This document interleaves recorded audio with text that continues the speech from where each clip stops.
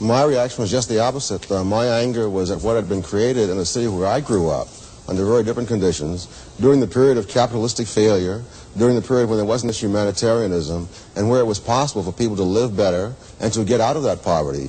Now I think someone living in the very same place where I lived would find it much harder to escape from that poverty because of all these things. Buildings were not abandoned like the buildings that we saw in that film when I lived in Harlem. The crime rate, all the things that are blamed upon the failures of the previous method did not exist. I slept out on the fire escapes in Harlem. I would defy anybody to do that in any part of New York City today. Traditionally, in the United States, we have tried to avoid some of the welfare trap that was referred to by denying eligibility to people who are able-bodied and not aged and so on.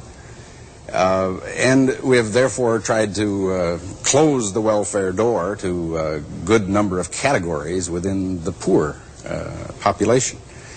The second point that was emphasized, and I think needs to be put in some perspective, is that some, but not all, of what we might call welfare programs broadly have this very strong take-back of benefits as you earn some more money. And that, I guess, is what I would like to single out as the principal problem identified in the film, but it is not common to any and all welfare programs that one might think of. When the family fails, when the private sector fails to create jobs at a fast enough rate, you find that people are unemployed and drift into needing help in order to exist. And the welfare system was created in the 30s to do exactly that. When the private sector essentially failed, we have the development of a welfare system. It is not corrupting society. It is taking what society institutions have left behind. The family breaking up, the economy not expanding fast enough, the health system failing, the educational system not doing its job. We have untrained, unskilled people looking for jobs in a highly technical society, or jobs that pay so low that people cannot, in fact, live in a decent level of humanity. I see the welfare system not corrupting, but in fact taking the remains and attempting to help people live in dignity. So, rotting away the fabric of society is not supported, except perhaps by you. Would you back that phrase? Absolutely. So? Yeah. You're talking about the failures of the other parts of society. What the welfare system and other kinds of governmental programs are doing is paying people to fail. Insofar as they fail, they receive the money. Insofar as they succeed, even to a moderate extent, the money is taken away. This is even extended into the school systems, where they will give money to schools with low scores.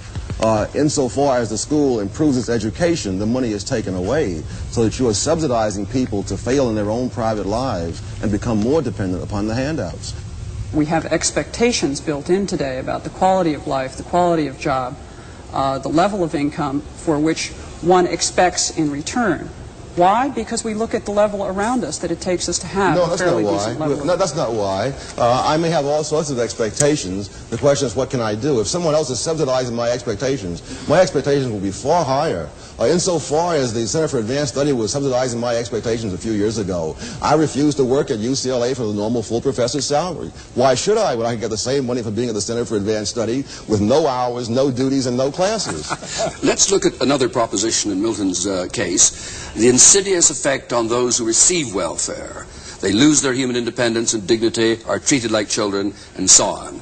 Now, Dr. Dumpson, as a former administrator of a major program, is that a great hazard? That is not a great hazard. As a matter of fact, that presumes that people get on welfare, stay on welfare, and therefore have the result that Dr. Friedman's statement issues. The fact of the matter is that in our AFDC programs throughout the country, in particular, it was this true in New York, there is a turnover of the welfare AFDC rolls. About a third of them go off each year. Now, if these people were so destroyed by the system, when they go off, they wouldn't go into employment, they wouldn't hold employment, they wouldn't stay off the rolls for 6 months, 18 months, 24 months, as long as they are able to stay off. So there's something wrong with that argument when one looks at people and what they do. People, you know, who are poor are no different from those of us who are not poor. And their motivation for self-dependency, self-support, and mobility in the economic scale is no different than those than the motives we have.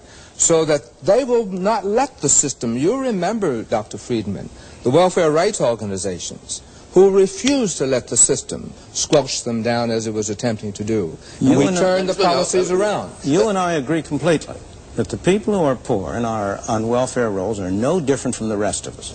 Of course not.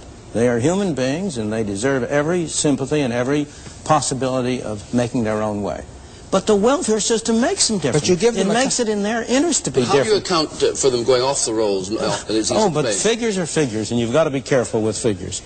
The fact that a third, there's a turnover of a third, does not mean that there aren't half who are on all the time. People come on, go off, come on, go off. We've got to have the other figure. The latest statistic, Dr. Friedman, is that 34% of the people on AFDC are on for 5 years or longer. And when one thinks of the purpose of the AFDC program, which was the rearing and support of children, dependent children, minor children, I would submit to you that 5 years is not a terribly long time for a mother and children to have to be dependent if there's no other source of income. I think the other data, we have a program in Pennsylvania for essentially all of those who are not taken care of by the AFDC program. It's called a General Assistance Program, and there less than 15% are on more than 18 months. So we have a great turnover. We have essentially young males moving into the welfare system after unemployment compensation and then moving out when a job opportunity comes along. This, I think the notion of generations of people on welfare is a very small minority in the whole system. That doesn't mean that the system as presently defined and as the set of programs that we have put together don't often contradict each other. And I'm the first to agree with Dr. Friedman that some of the programs are conflicting. However, I think it is overly broad to say that we turn people into helpless children. I don't remember talking to anyone who's ever been on welfare who didn't think they were being treated like children while they were on it.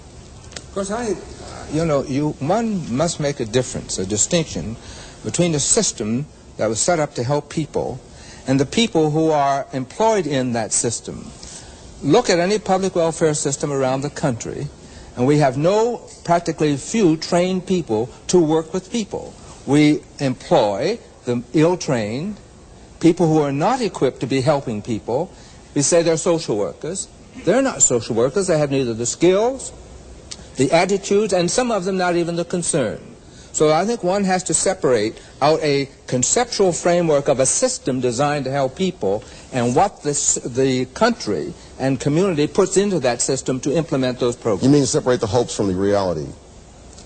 I separate the skills that are available in order to implement what the objectives of the program are. And I think we have to separate whether we're talking about program objectives or we're talking about how it operates. I would be the first to say that the system that I administered had ill-prepared people to do the job that we were set up to do. But I would not say that the system that we set up... I talked to some social welfare people who think that, in fact, they were so hamstrung by the system that there was very little they could do to help people to get off welfare. That is, to build up skills, get jobs, do whatever was necessary to get off welfare. They felt it was the system. Bob Lappin, you well, have a the comment. system that we're stereotyping is one of a great deal of paternalistic interference in individual families' lives. And in fact, isn't this true, Mr. Dumpson? The caseload is so high for an individual welfare worker that they can't do a lot of interfering in individual family lives. Moreover, in the last decade, there's been a real attempt to ease this welfare trap in AFDC by changing the take-back rate and by administering work expenses and child care expenses in such a way as to facilitate work by those who may want to do it. So it's not quite as harsh a picture as we sometimes get, that there is this omniscient welfare worker who's right there in the living room with the family and making all their decisions for them. I've never heard of a government program which was defective, in which the people who ran it didn't say, if only we had more money to spend on what we're not being able to accomplish with the amount we're spending now. Milton,